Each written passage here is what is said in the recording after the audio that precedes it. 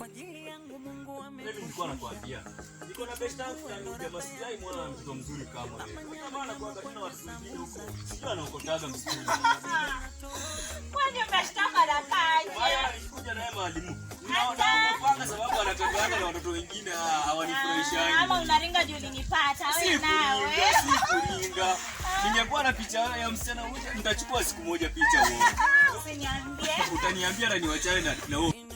Unaona ukiona huyo jamaa na demo anakuaga naye. Utaniambia nisikue best yake.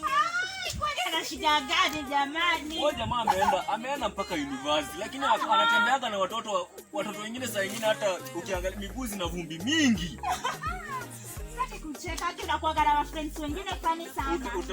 Utamuona utaniambia huyo jamaa deserve kuwa na hao watoto wengi. Na ukianza kutembea naye nitaanza kushuka. Usikue hivyo baby, usikue hivyo.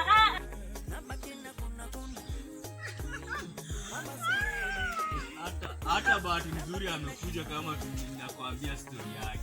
Ni huyu. Si ndio huyu? Kanga naenda kukutana na best yake. Kwani mlikuwa mmenipangia ni? Nilikuwa naambia yako bibi yangu maneno yako. Maneno yangu gani? Kuona na mtoto mzuri kama huyu.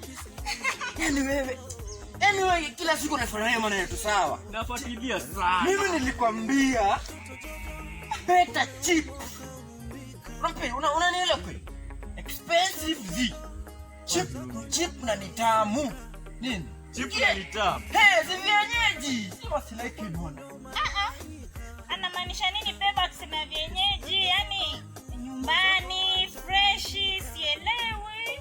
Naona ni kama anamaanisha anapenda sijio hao wasichana kienyeji. Si ndio? Ni cheap na ni watamu.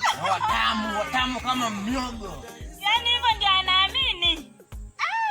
Si unaona story bana. Mimi huyu wangu ananifuata. Nenda mbasileke. Kaoga. Mimi usile kunu wangu ni mtamu. Tafuta bibi ukae jamani. Kwani wewe